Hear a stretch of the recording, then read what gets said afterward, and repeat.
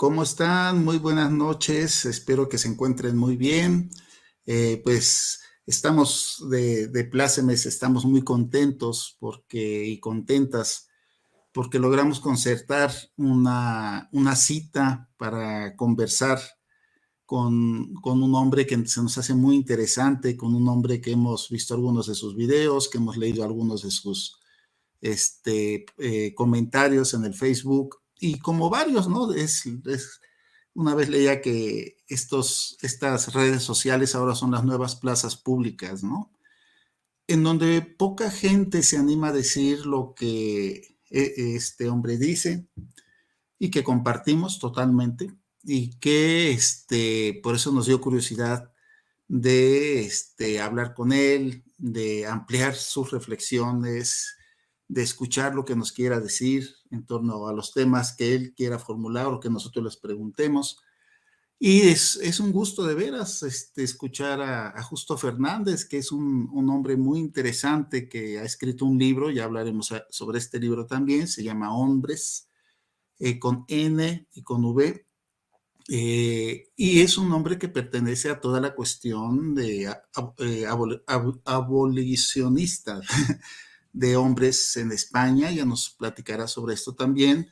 En México, que yo sepa, y mire que pues llevo ya algunos años en este tema, no existe una corriente de ese tipo. Yo sé que en América del Sur sí, sé que en Argentina, en Perú. Y bueno, pues vamos a darle la bienvenida a Justo Fernández. Justo, muy buenos días, muy buenas noches. Espero que te encuentres muy bien. Gracias por estar aquí, querido Justo. Bueno, Roberto, muchísimas gracias a ti, muchísimas gracias a vosotras. Un placer enorme y un privilegio estar con vosotras precisamente desde el reconocimiento de tu trabajo, de vuestro trabajo, al que me adhiero desde aquí, desde este lado del Atlántico, ¿verdad? Que en el fondo es una pequeña diferencia geográfica, pero en lo humano y en la vocación activista seguro que es insignificante, ¿no? Totalmente de acuerdo. O sea, yo creo que hay vínculos afectivos, espirituales, y cada quien le llamará como le dé la gana, que nos unen más allá de los espacios físicos. Claro que sí, querido Justo. Y querido Justo, un poco para pensando en las personas que tal vez no ubican el movimiento de hombres en España, no sé si llamarlo movimiento, tú ya nos dirás si es correcto, y que no te ubican a ti tal vez mucho, quién es Justo, a qué se dedica y cómo llegó a esto de reflexionar sobre la masculinidad, de estar siendo parte de estos grupos que están más por unas posturas más críticas en el trabajo con hombres. ¿Quién es justo? Una pregunta importante y muy difícil de contestar, ¿no? Porque no dejo de ser un hombre que está en movimiento, ¿no? Un hombre cambiante, ¿no?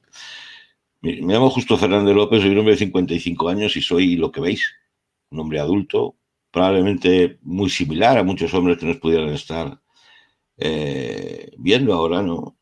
Por lo tanto, no creo que haya nada especial en mí, ¿no? En el hombre que veis. Sí me interesa explicar que no esta dedicación y esta vocación actual que tiene que ver con el trabajo en el activismo, con una agenda radical abolicionista, el activismo en la masculinidad, porque mi labor es sobre todo fundamentalmente dirigido a hombres socializados masculinos como yo, no ha sido siempre así. Yo hasta hace 11 años, o sea, casi antes de ayer, yo era un ejecutivo de medio pelo de una empresa de telecomunicaciones muy conocida en España. Por lo tanto, estaba en ese lado de la masculinidad, vamos a decir, más hegemónica y más, aunque mi condición era socialista, progresista, pero en cualquier caso, un hombre tradicional, ambicioso, que se dedicaba a triunfar profesionalmente en el mundo tan patriarcal como es una multinacional de telecomunicaciones. Y tengo que confesar, y aprovecho como introducción de cómo es mi manera de ver este activismo, que en aquella época yo tenía muy pocas nociones de feminismo, pero sí me consideraba un hombre igualitario. Pero a la vez, en mi trabajo, por ejemplo, cuando una de las personas, una de las mujeres que trabajaban en mi equipo, es decir, que yo era su jefe, me pedía la jornada reducida por maternidad, a mí me llevaban los demonios. No me gustaba nada. Y por Ujú. supuesto, y confieso aquí, que este hombre que veis entonces la penalizaba. Ah, mira. Ujú. También puedo decir que cuando llegaron la crisis del 2008 o 2009, ¿os acordáis? Cuando hubo que despedir a personas en mi equipo, yo despedí a las mujeres. Por lo tanto, hay una aceptación de una época de mi vida donde no tenía esta vocación y no estaba en estos territorios, donde sí que había bueno, una aparente igualdad, pero en realidad en lo privado, en lo laboral, en lo cotidiano, solo era postureo. Ujú. Tengo que decir que esa vida de hombre hegemónico, vamos a decir, me llevó a una situación personal muy complicada que tuve que abordar. Y fue precisamente la suerte que tuve hace 11 años ya de conectar con mujeres feministas, en particular con una que ha fallecido ya, pero que admiro y quiero mucho, que es Marta Cittadini, que me invitó a reflexionar si sobre toda esa vida que yo llevaba y las dificultades, y sobre todo las dificultades que producía a mi entorno, si tenían que ver con la masculinidad. ¿Y en qué momento se dio esa invitación, estimado Justo? ¿Cuándo ocurrió qué? ¿Cuándo ella vio qué? ¿O cuando tú pediste ayuda? En ese momento se produce una crisis personal que tiene que ver con una situación psicológica personal que hay que abordar. Y esta mujer es una terapeuta, era una Ok. terapeuta feminista. Y esa invitación a reflexionar sobre si las dificultades, vamos a decir, de mi existencia tenían algo que ver con mi masculinidad o con mi concepción de ser hombre, fue esa invitación que me llevó a tirar del hilo. Acabo diciendo que, por supuesto, abandoné aquel mundo de lobo de Wall Street, o de lobo de Wall Sí, Street sí, sí. de Wall Street de Madrid, y inicié un tránsito o un proceso de autoindagación donde ya sí que la agenda de ese proceso era una agenda feminista. Es decir, la Ah, sabiduría que se introdujo en mi existencia y en mi vocación de labor de trabajo era el feminismo. En particular, la agenda feminista radical abolicionista, donde ya es la única agenda que yo entiendo que tiene sentido para los hombres, ¿no? ¿y por qué te dio más sentido cuando empezaste a entrar a este mundo desde esta reflexión personal, en parte terapéutica, me imagino, y en parte de un cuestionamiento a tu ejercicio laboral y la búsqueda intelectual, me imagino, uno parte mucho desde la ignorancia, no sé si estés de acuerdo, uno empieza a buscar, ¿no? ¿Por qué es esa agenda la que más te llama la atención en comparación con qué otras agendas, estimado Justo? Yo creo que es un proceso. A mí me interesa mucho este inicio en lo personal como inicio de un proceso, que si no hubiera conectado con la agenda feminista, yo probablemente también estaría, vamos a decir, recuperado de aquel proceso, me refiero, de aquella situación personal, pero no estaría aquí. Ujú. La diferencia diferencial es en el momento en que uno se percibe en esa autoindagación de la responsabilidad social que va aparejada a su masculinidad. Mm, Por lo tanto, empieza a haber una agenda no solo a nivel personal, sino también una agenda desde el punto de vista del activismo social. Y la problematización y la complejización de la masculinidad empieza a elevarse a una categoría social y política. En esa indagación y en ese proceso es donde percibes que la agenda feminista radical abolicionista es la que, vamos a decir, acomete de la manera en que a mí me encaja esa complejización y esa crítica radical a la masculinidad como esa parte opresora del dispositivo de sexo-género. Ya estamos en un territorio de responsabilidad social y que por vocación acaba siendo una cuestión de responsabilidad política, ¿no? ya veo. Estimado Justo, ¿cuál fue la reacción de los hombres cercanos a ti, de las mujeres cercanas a ti, que conocieron a ese otro Justo más en la práctica hegemónica, que yo que todos hemos pasado por ahí, o sea, y siempre hay que estar en revisión, si no seguimos ahí, creo que es justamente algo que yo también les critico mucho a los compañeros de las masculinidades. Digo, compa, les falta un espejote de este tamaño, pero bueno, que se llama conciencia, ¿verdad? pero ¿cómo reaccionó la gente cercana a ti cuando empezó a ver estos cambios? ¿Qué te empezaron a decir? O sea, de estar más en una mirada incluso cero feminista, más en el día a día de lo que está un hombre común en este patriarcado, con privilegios, con pérdidas seguramente, y de repente empezar a abanderar estas, valga la redundancia, estas banderas. ¿Cómo reaccionó la gente cercana a ti, querido Justo? Bueno, esta pregunta me emociona. En el entorno más próximo, en el entorno más afectivo, sobre todo de ellas, ¿no? Sobre todo de ellas. La reacción fue de alegría y sentimiento de reparación y apoyo absoluto, ¿no? Apoyo absoluto. Y esto es emocionante porque hay vamos a decir, una constatación de que el hacer justicia también en tu propia biografía, justicia social, justicia reparadora, tiene un impacto interesante en tu entorno, ¿no? Yo tengo un hijo de 17 años y mi hijo hoy está muy contento con las cosas que yo hago, ¿no? Incluso que cuando dice mi hijo, mi papá es youtuber, ¿no? Interesante. Es, y escritor, etcétera.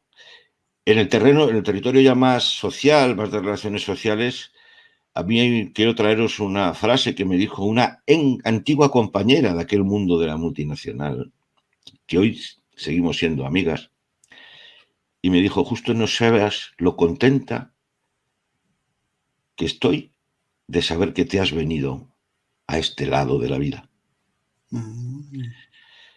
De nuevo, es una mujer que por decir así, vamos a decir, su gran satisfacción se trata de haber dejado de hacer daño, de que yo haya dejado de perjudicar, vamos a decir, con esa actitud antisocial, ¿no? Es verdad que luego otros hombres, pues he dejado de resultarles interesante. Ya no sirvo para vamos a decir, sus cuitas y para sus aventuras masculinas, ¿no? No sirvo porque no juego ya a su mismo juego, no tengo ningún interés por sus intereses, no participo de lo que antes participábamos, ¿no? Pero eso no me importa, porque del mismo modo que hay personas que se alejan de ti, otras muy importantes y muy interesantes se acercan a ti. Y fíjate si estoy contento que tengo la suerte de conoceros y de conocerte, Roberto, gracias a estar Ay, gracias. en este lado de la vida, ¿no? Gracias, gracias igualmente, querido Justo. Oye, pues, y qué interesante, o sea, hablando de los hombres justamente, ¿no? Y de los hombres que están abanderando a toda la cuestión de la reflexión sobre el género, las masculinidades.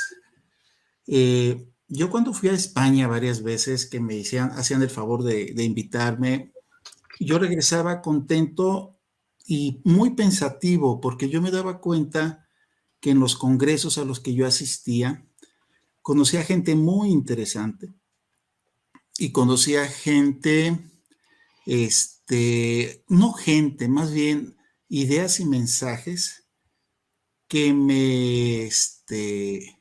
que me dejaban muy pensativo y que ahora ya puedo formular con ideas de que yo decía, yo no estoy de acuerdo con eso que se comentó en este Congreso de Masculinidades, pero era difícil decirlo porque efectivamente, ¿no? O sea, lo que se esperaba de uno cuando llegaba a estos espacios de hombres y de las masculinidades era una aceptación tácita a que todos somos amigos, todos somos amigas, todos somos amigues, y aquí la crítica no tiene lugar, ¿no? Yo me acuerdo en un congreso en Brasil cuando un compañero dijo, yo ante todo soy positivo. Y yo nada más me quedé pensando y dije, yo soy crítico. Dije, pero no lo puedo decir porque se van a enojar. ¿Cómo ves a los hombres en España? Si quieres ponernos un poco en antecedentes de lo que tú conozcas, ¿cómo inició el trabajo de hombres en España, de lo que tú sepas, y qué ves en los compañeros? Bueno, vamos allá, Roberto, vamos allá y vamos además a ser muy honestos y creo que es un momento interesante tu programa para poder hacer lo que sin duda mencionabas que parece que nos cuesta tanto, que es autocrítica, ¿no? Sobre todo autocrítica sobre nuestra posición masculina y cómo esta famosa defensa bizantina que hacemos de que parece que no tenemos nada que cuestionar, ¿no? Mira, yo no voy a hacer un análisis ahora histórico del activismo de los hombres alrededor de la igualdad, porque no tiene sentido, pero sí me parece interesante empezar diciendo que yo tengo un profundo agradecimiento a cualquier iniciativa que se ha producido y algunas muy interesantes en España que hacen ya más de 20 años están en territorios asociativos, en territorios de sensibilización y también de trabajo con hombres, están desarrollando una posición alternativa a no hacer nada.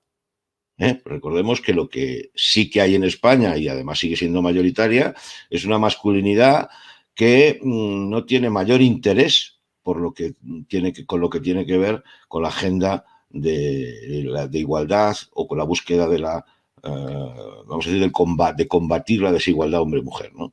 Hay una masculinidad generalista que no tiene mayor interés, que la vamos a llamar indiferente. Dentro de esa masculinidad, además, hay una masculinidad negacionista incluso con aparato político, porque hay un partido político que es negacionista y que tenemos en el Parlamento español, pero después sí que hay otros hombres que están trabajando ya desde hace unos años en al menos tomar conciencia y darse cuenta de que esto no puede seguir así. Ahí me sale decir que hay dos vertientes, tres en realidad, pero dos que son bastante mayoritarias. Una que es esa revisión, vamos a llamarla mitopoética de la masculinidad, que tiene que ver con ese trabajo casi transpersonal, espiritual, que es muy esencialista de lo masculino, que podemos decir que busca el sagrado masculino y que no tiene mayor interés en lo que nos ocupa, pero es verdad que tiene su recorrido, ¿no? Esa aproximación de nuevo androcéntrica, de que parece que en nosotros debe haber ahí una especie de esencia masculina que deberíamos preservar. Pero luego sí que hay una corriente, que es la que nos ocupa ahora en esta revisión, que sí que tiene compromiso social y que sí que tiene vocación de hacer un cuestionamiento de la masculinidad a nivel social y también, en algunos casos, a nivel político. Esto que hemos dado en llamar las nuevas masculinidades, para que las entendamos, Roberto.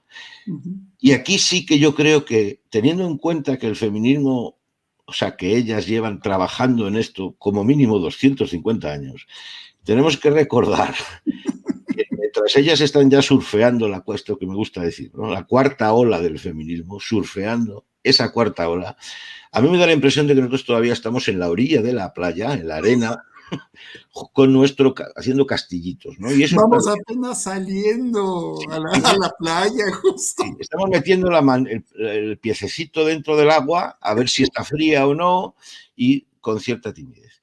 Pero en cualquier caso estamos moviéndonos.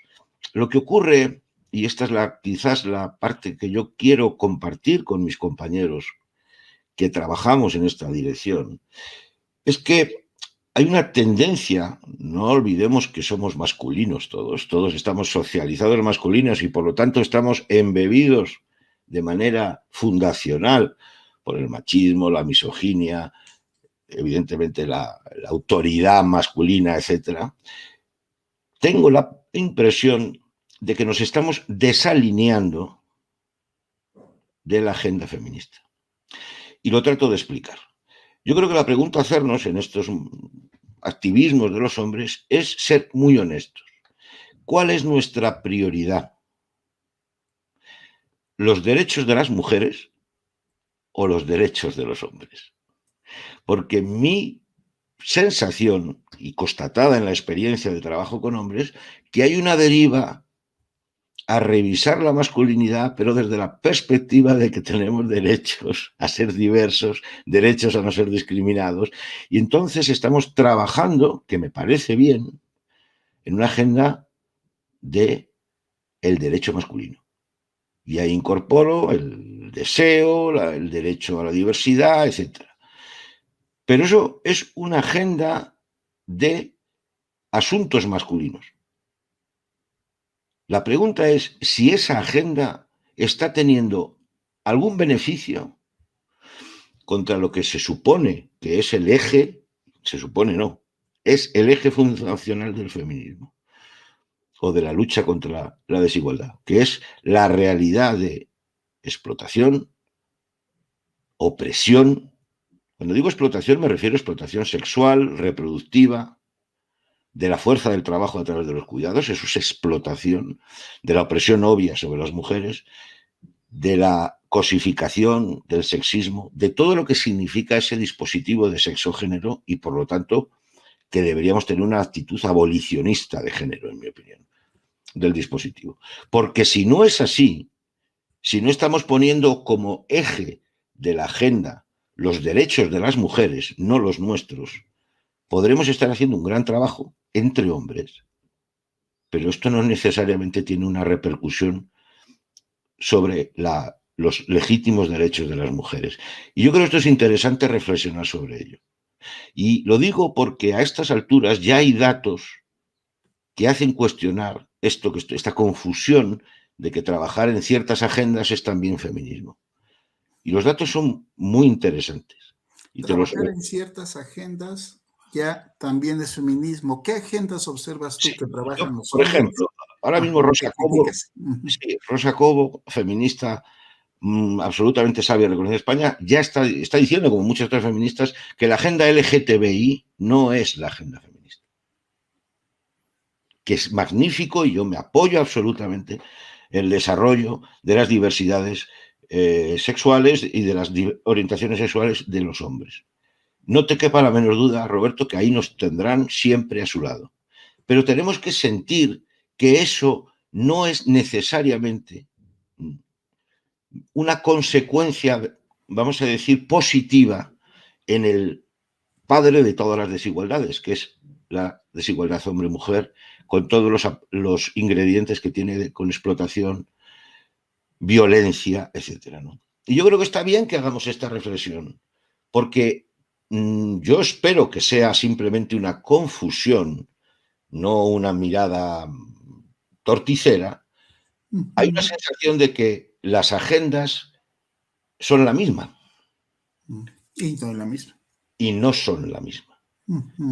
Porque si estresas esta comparación, te das cuenta que la primera agenda tiene tendencia generista de consolidación del género, y la segunda, o la más importante, la que me guía a mí, yo propongo seguir, que es la agenda radical abolicionista, tiene una vocación abolicionista de género. Pero permíteme compartir este dato que no es muy conocido, resultado de mis análisis. En los últimos 20 años en España, como sabes, en España y en cualquier otro país, el 94% de los asesinatos los cometemos los hombres. Esto lo sabemos. Si analizas esos datos, que están a disposición de cualquiera en el Instituto Nacional de Estadística, observarás que en España en los últimos 20 años el número de asesinatos de hombres contra hombres, es decir, cometidos de hombres contra hombres, se ha reducido casi en un 70%. Es decir, los hombres es verdad que nos estamos dejando de matar entre nosotros y también de discriminar entre nosotros y de oprimir entre nosotros. Sin embargo, el número de asesinatos de hombres a mujeres apenas se ha reducido un 20%. Órale. Es decir, y además la serie estadística no indica que haya una consolidación de la tendencia, es decir, puede remontar incluso. Por lo tanto, estamos logrando, vamos a decir, mayor bienestar masculino, pero eso no significa que esté repercutiendo, ni muchísimo menos, en los derechos de las mujeres. Y yo creo que esto es importante meterlo en el eje de la revisión autocrítica. Completamente interesante que este momento procesal nos posicione a los hombres activistas en qué lado de la agenda estamos. Y creo que la de radical abolicionista es absolutamente clara, incorporarla en un alineamiento imprescindible para trabajar en la igualdad. Y querido, justo cuando me surgen varias reflexiones, fíjate. Ahorita estoy escribiendo una cosa sobre Connell y estoy llegando a una conclusión muy similar a la que comentas, y eso me llama mucho la atención, porque Connell realmente en su propuesta de el concepto de masculinidades, yo no digo que sea una teoría de las masculinidades, para mí es un concepto que ha sido muy taquillero. Yo tengo la percepción de que él está reforzando una alianza entre hombres de grupos algunos hombres, yo digo, del grupo de la diversidad sexual y algunos hombres que son heterosexuales sensibles a los temas de género, no forzosamente a los temas feministas, sino de género y sobre todo de la diversidad sexual. Entonces, ¿tú crees que se pueda dar en un momento dado una alianza eh, androcéntrica entre hombres de la diversidad sexual y hombres heterosexuales que andan en masculinidades? Esa sería una duda. Y otra reflexión, ¿qué te dicen los hombres en España cuando tú les presentas este tipo de datos y de ideas? Bueno, lo primero que incorporas a este diálogo, que es el concepto de masculinidades subordinadas y de la gestión que tiene que ver con las masculinidades subordinadas, yo creo que en este momento procesal debemos hacer una revisión de ese modelo teórico. En mi opinión, meditada e informada, porque una opinión del trabajo, de la investigación, hay que desmitificar que las masculinidades subordinadas y su resolución sea una, vamos a decir, agenda feminista. Porque esto es relativamente fácil de explicar. La diferencia entre la subordinación o la estructura jerárquica entre hombres respecto a la explotación, la opresión y la violencia contra las mujeres es una diferencia fundamental que tiene que ver con la ética masculina y con la misoginia y el supremacismo. Nosotros entre hombres, incluso en la estructura de subordinación, aún nos reconocemos como personas completas, como ciudadanos equidistantes, aunque algunos los llamemos tarados, pero en cualquier caso nos reconocemos como interlocutores. Cuando eso, por lo tanto, genera una discriminación y unas estructuras de relación, de subordinación, que tienen vamos a decir, tienen unos ingredientes muy concretos, que hay que corregir, a mí no me cabe la menor duda. Pero cuando la mirada es desde esa masculinidad hegemónica o diversa hacia el otro lado del género, hacia la mujer, no hay reconocimiento de persona completa.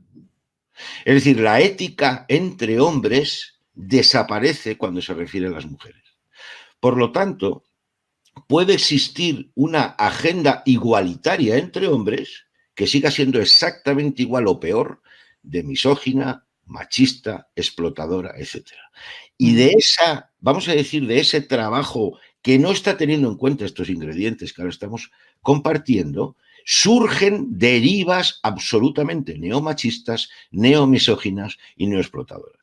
Por eso ocurren estas derivas regulacionistas donde nos parece bien a los hombres hegemónicos o diversos realizar explotación sexual a través de una industria prostituyente ahora regulada. Por ejemplo, aparecen los vientres de alquiler como opción y, por ejemplo, aparece esta sexualización profunda de la mujer donde esos estereotipos de género pretendemos seguir manteniéndolos, ¿no?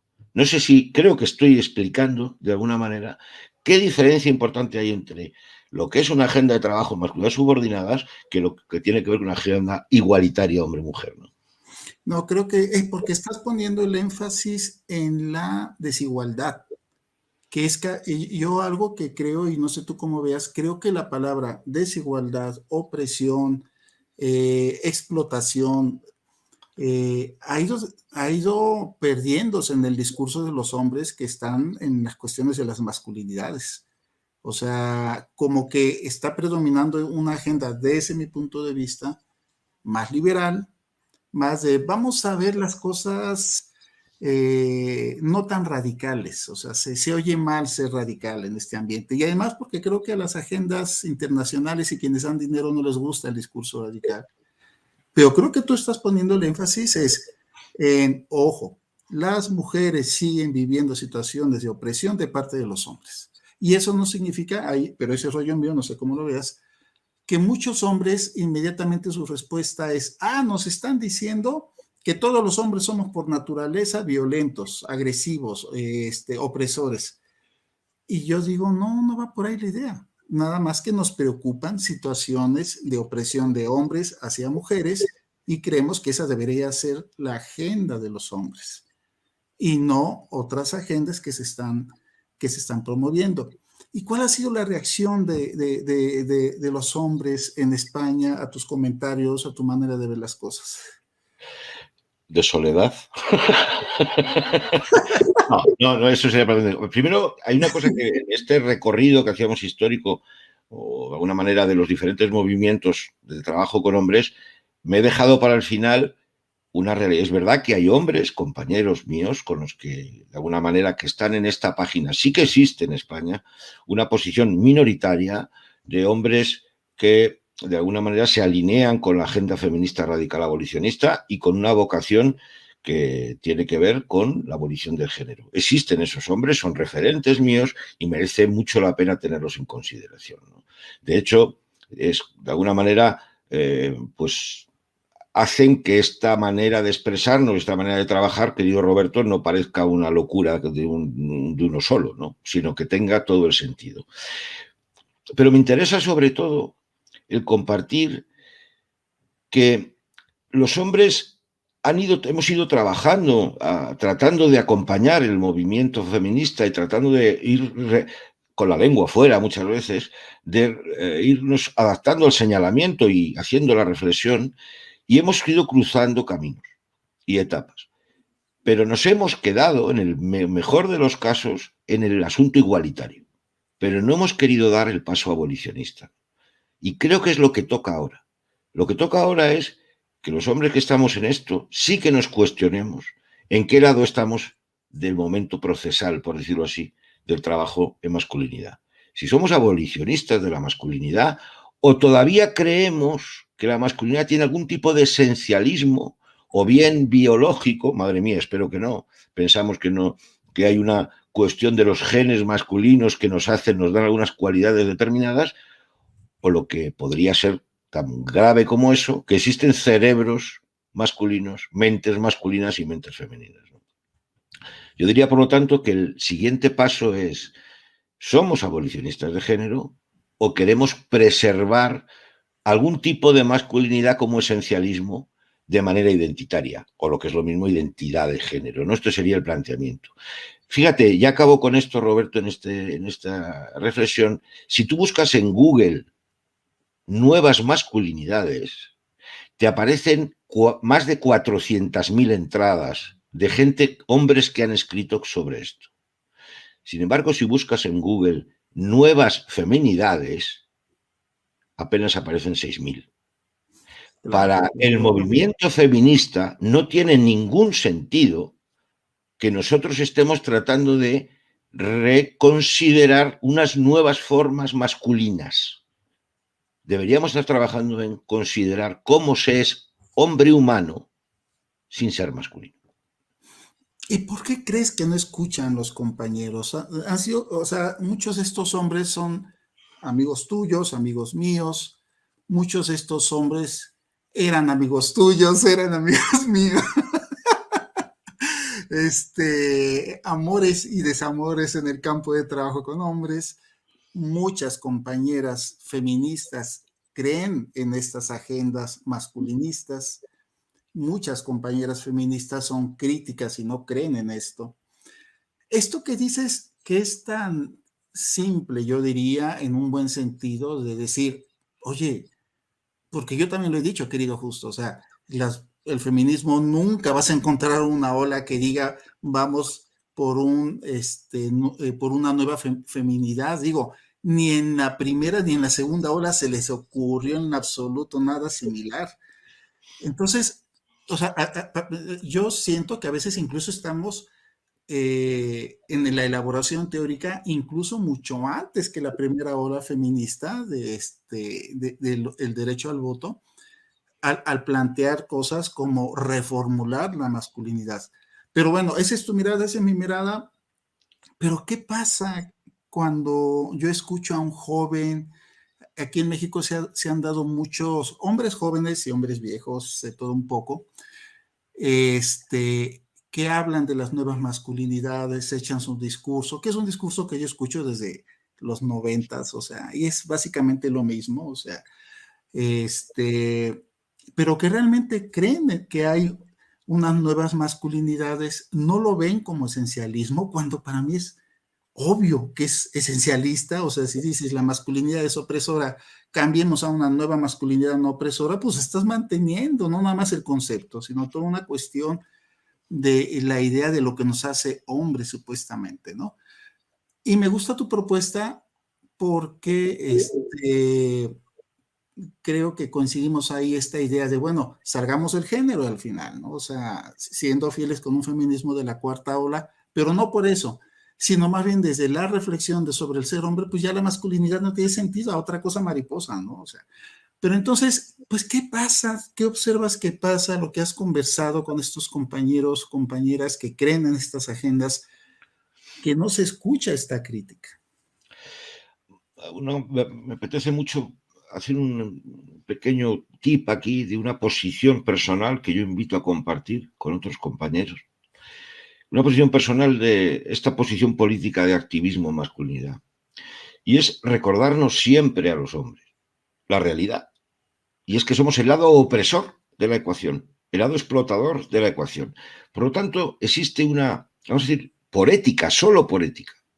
Pero en cualquier caso existe una razón, vamos a decir, epistemológica, de no tener ni el derecho a decir nada de cómo resuelve el lado oprimido la ecuación.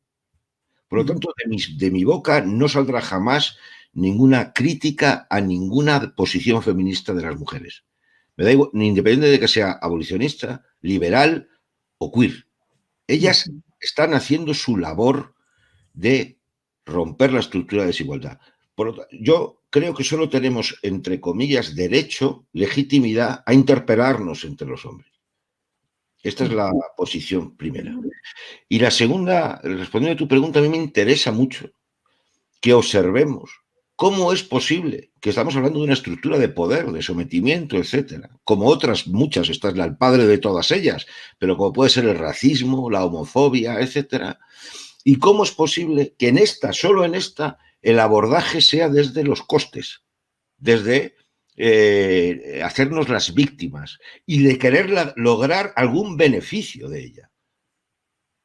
Y además que no nos posicionemos de una manera, vamos a decir, radical de crítica por intolerable de cualquiera de estas actitudes. Sorprende que hombres progresistas sean profundamente críticos, por supuesto, con el fascismo, por supuesto, con el racismo, por supuesto, con la homofobia, pero que se vuelvan blanditos y justificadores cuando hablamos de machismo, de misoginia, etc.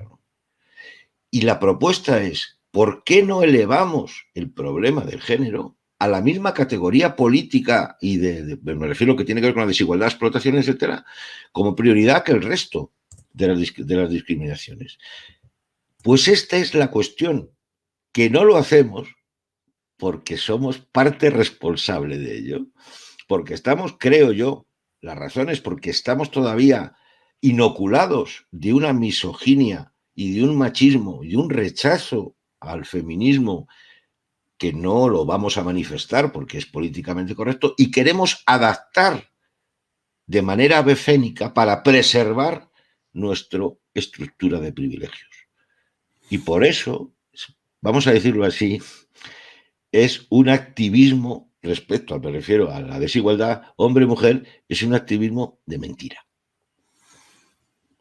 Pues sí, yo creo que, híjoles, está el mensaje, ¿no? O sea, mentira, simulación o intereses también, ¿no? O sea, que hay intereses que tal vez desconocemos o que conocemos o conocemos poco, en el que al final, pues aunque tú me digas que esto es teóricamente inconsistente, políticamente inadecuado, que pueden hacer incluso daño a la sociedad, a nuestras sociedades iberoamericanas en un corto y mediano plazo. A pesar de todo eso, lo sigo haciendo. Es algo, es todo un tema, ¿no? Sí, de todas Querido, maneras, iba a no, no, decir no, que sintamos en este territorio, vamos a decir, abolicionista, pero que- querido Roberto, queridos compañeros, sintamos que hay labor que hacer, que eso no significa, vamos a decir, una guerra con nadie, significa de una labor divulgativa para salir de esta confusión, desacoplar las agendas, desacoplar los intereses y dejar claro que algunos hombres estamos en una posición concreta que tiene todo el sentido por una cuestión de justicia social, de resolución del padre de todas las desigualdades, de todas las opresiones y de todas las explotaciones. ¿tú te identificarías más como un hombre de izquierda, estimado Justo, o progresista políticamente? Bueno, todo esto que hemos platicado es políticamente, pero desde una mirada más de lo típico, derecha, izquierda, centro, Yo tengo ¿hay una, alguna influencia de alguna postura política en ti? sí, yo estoy, soy militante del Partido Feminista de España, por lo tanto sí que tengo una militancia política y es un partido marxista, además de feminista, ¿no?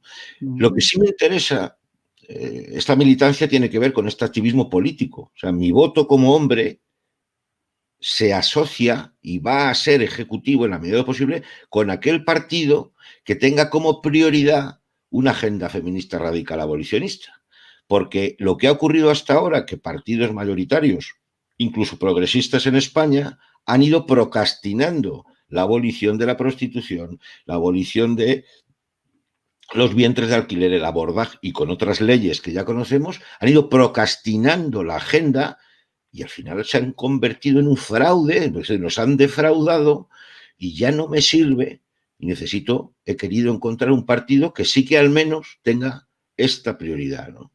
Entonces hay una concepción marxista de todo esto, pero también es verdad que tenemos que tener cuidado, porque igual que en su momento la maquinaria liberal progresista ha logrado que se borre la clase obrera, no sé si somos conscientes de que ahora ya no hay clase obrera, con la misma estrategia de las falsas equidistancias, de los individualismos y de la, vamos a decir, la teoría del reconocimiento, a ver si vamos a borrar la clase en este sentido mujer. Y al final se va a diluir esta realidad que va a quedar enmascarada en una desigualdad con un neopatriarcado, ahora sí, progresista posmoderno. Pero yo no quiero eso, ni para mí, pero sobre todo no quiero eso para las mujeres y sobre todo no quiero eso tampoco para mi hijo. Sí, porque yo creo que al final son propuestas que no nos hablan de la realidad.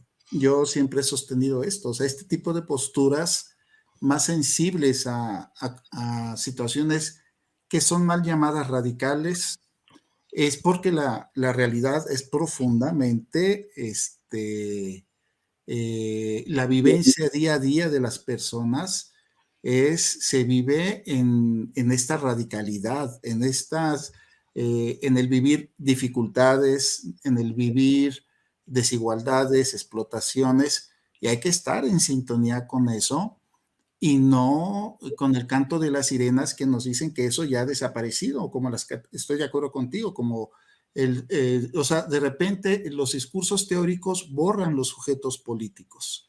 Y yo creo que lo que está pasando con las masculinidades y lo que está pasando con algunos feminismos y lo que está pasando incluso con toda una agenda que en el discurso borra a sujetos políticos y entonces ya no existen y ya no existen sus realidades cuando ahí están en la vivencia día a día, ¿no? Creo que es muy interesante esto, querido Justo. Justo, hablemos de tu libro y de tu canal. ¿Qué podemos encontrar en tu libro? Hay gente que no sabe que, bueno, que eres escritor, nos has compartido que has escrito varios libros, particularmente, ¿qué nos dirías de este libro, querido Justo? Bueno, esto es una propuesta vamos a decir, una propuesta en esta línea, con este marco teórico que tiene que ver con la aproximación radical abolicionista, de una revisión de manera reflexiva de esa masculinidad, da igual que sea hegemónica o diversa, con esta mirada crítica complejizadora, profundamente crítica y complejizadora, insisto, desacoplándola de lo que tiene todo lo que tiene que ver con los, vamos a decir, los costes de ser masculino y con los temas de diversidad, etcétera, sino ir directamente a la masculinidad como lado opresor. Y además haciéndolo de una forma crítica, muchas veces con asertividad, para comprender que el asunto es profundamente serio y que no hay nada en la masculinidad, en este sentido, no hay nada en la masculinidad, y se trata de demostrar en ese libro que es así, no hay nada en la masculinidad, prevalente en la masculinidad, que merezca la pena conservar. Lo que se puede conservar de ser hombre es nuestra humanidad, y en eso nos iguala con las mujeres, una vez retirada la masculinidad. Por lo tanto, es una oportunidad. El libro además tiene episodios biográficos que de alguna manera hacen que se ilustre con, como siempre, con la verdad esta propuesta o este marco teórico. Exacto. ¿Y qué comentarios has recibido, querido Justo? Como a veces yo veo que subes en tu canal en Facebook, en tu cuenta, mejor dicho, algunos comentarios de retroalimentaciones que has recibido. ¿Por dónde van las respuestas, querido, querido Justo? ¿Cómo te han leído tus lectoras, tus lectores? ¿Qué te comentan, querido Justo? Yo tengo, esta pregunta me gusta porque alguien podría creer que esta forma, de hecho es la crítica de los neomasculinos muchas veces, que esta forma de expresarnos y de complejizar, que es una forma que puede producir rechazo. Pues, queridos amigos y queridas amigas, el libro y este tipo de trabajos a mí me han demostrado que existen muchos hombres, que de alguna manera agradecen, y me lo agradecen personalmente, que por fin hablemos claro, que por fin describamos la realidad como ellos la han sentido. Son hombres con deseo de mejora, pero que no les sirve ese buenismo que ha habido hasta ahora alrededor de la masculinidad. No se han sentido ahí, en el sitio que ellos esperaban. El hablar con esta radicalidad política y social de una masculinidad que es destructiva, que es antisocial, incluso como en el libro digo que tiene absoluta vocación autoritaria, ¿no? Vocación destructora, hombres que se sienten identificados con esta manera y que quieren trabajar en esta dirección. Por lo tanto, el libro es útil. Cuando digo el libro, me refiero a tu programa de radio o mi canal de YouTube, sí que tiene una utilidad. Que es invitar a la reflexión, ¿no? Justo, no sé tú cómo veas. Yo siempre, a veces igual, a veces comento, digo, compañeros, no es Roberto Garda, diría también no es Justo Fernández, leamos, leámonos, leamos tanto quienes defienden estas posturas de la masculinidad, masculinidades, leamos quienes ejercemos una crítica y lleguemos a conclusiones, pero mi percepción es de que simple y llanamente hay como una negativa de que hay una crítica, es no te escucho, no te veo, no existes, y yo sigo aquí en México, se están incluso impulsando leyes, iniciativas donde ya se quieren reformar leyes para incluir conceptos de masculinidad, de nueva masculinidad. En Perú espero hacer pronto un programa también con un compañero sobre la ley de nueva masculinidad. Dices, como que pareciera que hay un negacionismo en muchos compañeros, compañeras de las masculinidades acerca de la crítica, ¿no? O sea, ¿te ha llegado a leer tú, o te han llegado a comentar o sabes de algo acerca de alguien que ha estado fuertemente involucrado en estas cuestiones de masculinidades, nuevas masculinidades, que lea tu libro, que te haya escuchado y que te haya comentado algo? Tengo varios casos, uno en particular que me llegaba estos días, que me ha conmovido. Un hombre en particular que dice, justo llevo 20 años trabajando en grupos de hombres, en movimientos, y lo había dejado, lo había abandonado por decepción. Ha sido a raíz de escucharte y de leer tu libro en donde me he dado cuenta de dónde estaba el camino a seguir, ¿no? Es decir, yo creo que se trata de salir, en mi opinión, de esta punto de fuga, ¿no?, que dice nuestro compañero Bonino, de esta vía muerta en donde nos hemos metido los hombres neomasculinos en lo que tiene que ver con la lucha contra la desigualdad, la opresión y la violencia y la explotación de las mujeres. Estamos en una vía muerta, al menos improductiva, cuando no rearmado ave fénico, que esto lo hemos hecho históricamente los hombres. Nos hemos ido rearmando, pero nunca hemos perdido ni uno solo de nuestros privilegios. Por lo tanto, es el momento de sentir que es un momento muy importante a nivel de progreso igualitario y saber en qué lado estamos de la ecuación. Si nos queremos seguir entreteniendo en el jardín de las diversidades masculinas, y entiéndase con todo el afecto, si queremos quedarnos solo en eso, o queremos abordar y continuar detrás y alineados con el poderío de la agenda feminista, radical, abolicionista, que no nos quepa la menor duda que ha venido para quedarse, ¿no? Claro, y porque las realidades demandan ese tipo de posturas. O sea, creo que el otro son, yo sí creo que hay muchos intereses que construyen estas agendas artificiales y que se posicionan porque hay dinero que las posiciona e intereses. Pero la realidad, efectivamente, las realidades demandan posturas más radicales. Y hablemos finalmente, querido, justo de tu canal de YouTube. ¿Cómo te ha ido? O sea, nos decías que hay más de 300 videos que has compartido en toda una labor de comunicación de tu postura, que mis respetos. O sea, como quien dice, no hay excusas para decir que leo, que escucho, perdón, hay muchos materiales, o sea, textos y videos. ¿Cómo te ha ido? Primero, ¿cómo nació la idea, querido Justo? Bueno, la idea nació en tiempo de pandemia. ¿Eh? La pandemia que te obliga a recluirte, ya conocemos todos, y eso ha sido además una realidad transgeográfica, transcultural, a todos nos ha afectado, ¿no? Pues fue un tiempo de pandemia donde yo sentí que yo ya, como no podía de una manera natural ir a hacer los encuentros presenciales, esta vocación de comunicar tenía que materializarse de alguna manera. Y empecé a hacer algunos vídeos cortitos, con reflexiones cortitas, alrededor de esta agenda, ¿no?, y de esta forma de hacer activismo.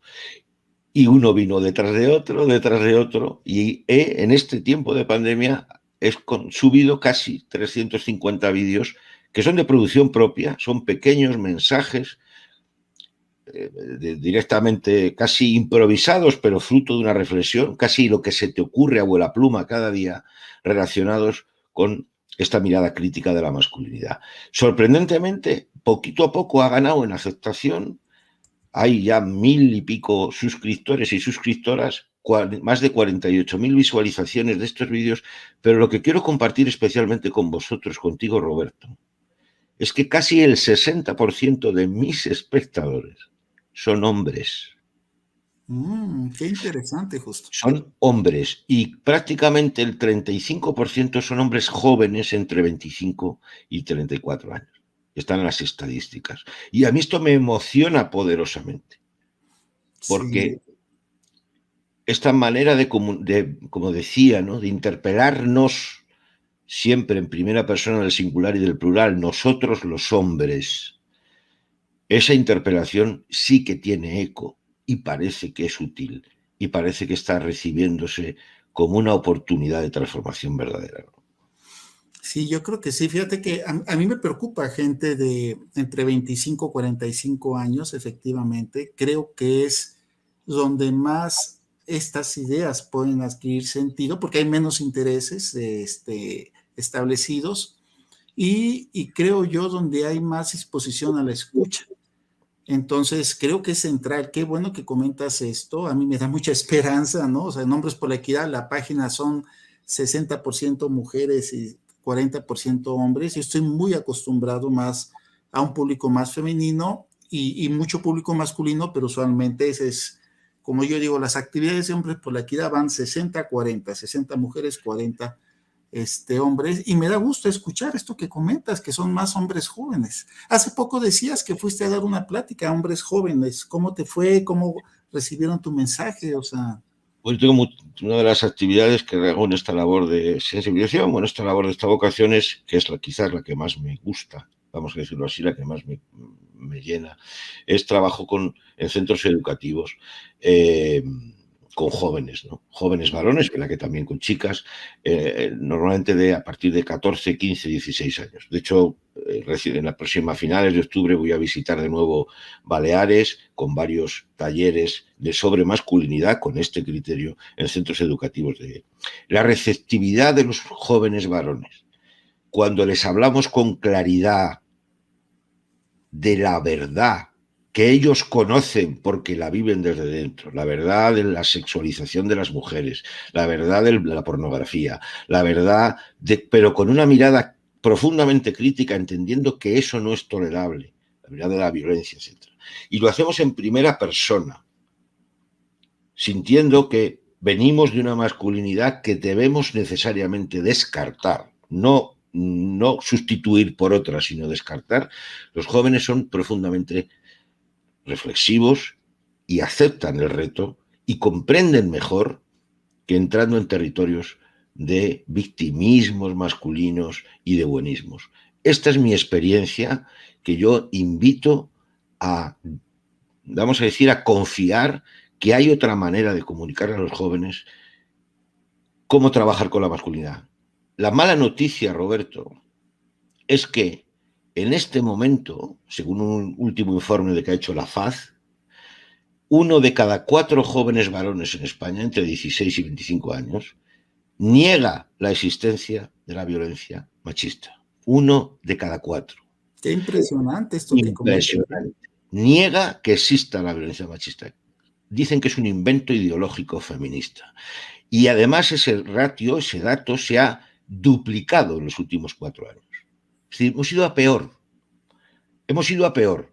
Por favor, queridos compañeros activistas, es verdad que podemos, vamos a decir, achacar a la ultraderecha y al mensaje negacionista de la ultraderecha el negacionismo, pero en la parte que nos toca, algo no está funcionando tampoco. Totalmente de acuerdo, totalmente de acuerdo. Pues tu labor ahí está, creo que es ejemplar, qué bueno que te puedan seguir y escuchar y que te dirijas a estas poblaciones. De veras te felicito, desde acá, desde este lado del charco, seguimos también tu trabajo, nos da mucho gusto e invitamos a compañeras, compañeros que nos estén escuchando en América Latina, alguien en Estados Unidos, que nos dejen sus preguntas, que nos dejen sus comentarios. Si bien ahorita estamos grabando, se las haremos llegar a Justo, déjenme sus correos también, ahí estamos dando los datos de Justo Fernández si quieren ponerse en contacto con él, y bueno, ser un puente entre lo que trabaja Justo, sus ideas y los intereses que pueda haber pues de este lado, ¿no? Este lado del continente. Querido Justo, ¿con qué acabarías? ¿A quién quisieras dirigirte? ¿Con qué cerrarías esta agradable entrevista que hemos tenido, donde pues realmente te agradecemos todo tu posicionamiento, tu claridad, tu trabajo y tu experiencia de que, como bien dijiste, entre otras cosas, acercarse a estos temas más críticos y radicales es un proceso. Entonces, no es una invitación al cambio mañana, o sea, sino es una invitación a informarse y sí, salir de, creo yo, un lugar de mucho confort a un lugar más crítico y que creo más en sintonía con la realidad que está, en términos muy mexicanos, de la chingada. ¿Con qué cierras, querido Justo? Muy brevemente, y quizás del mismo modo que digo en mis vídeos, ¿no? A los hombres y a mí mismo me dirijo. Mirad, históricamente los hombres estamos unidos, no importa en qué geografía, en qué cultura, en qué lugar del mundo, en qué momento histórico, estamos unidos, estrechamente vinculados por nuestra masculinidad. Nosotros sabemos bien, todos sabemos bien de lo que hablamos cuando hablamos de explotar a las mujeres, de violentarlas, de oprimirlas y de discriminarlas. Estamos unidos por la masculinidad que es globalista y es muy homogénea a lo largo de todas las geografías. No importa que sea México, no importa que sea España, no importa que sea Afganistán. Es una masculinidad homogénea, no importa que sea hegemónica o diversa, homogénea que tiende a discriminar, a oprimir, a odiar y a violentar y explotar a las mujeres. Mi propuesta es, ya que me das la oportunidad, Roberto, es que ahora nos volvamos a unir los hombres, los de México, los de España, justo para pasar al lado de la solución. Porque, queridos amigos, estamos juntas en esto. Muchas gracias, querido Justo. Realmente, pues ojalá cale, como a mí por lo menos me cale y me dejas pensando cosas que si bien he reflexionado algunas, otras me aclaras muchísimo. Muchas gracias, querido Justo. Te agradezco la disposición. Te mando muchos abrazos fraternos allá al otro lado del charco y pues gracias y así que hasta la próxima y estoy seguro que vamos a seguir coincidiendo. Muchas gracias, Justo. Gracias a vosotros. Pues como ve usted, es todo un tema. Les invitamos a que nos dejen sus preguntas y reflexiones. Muchas gracias y hasta la próxima.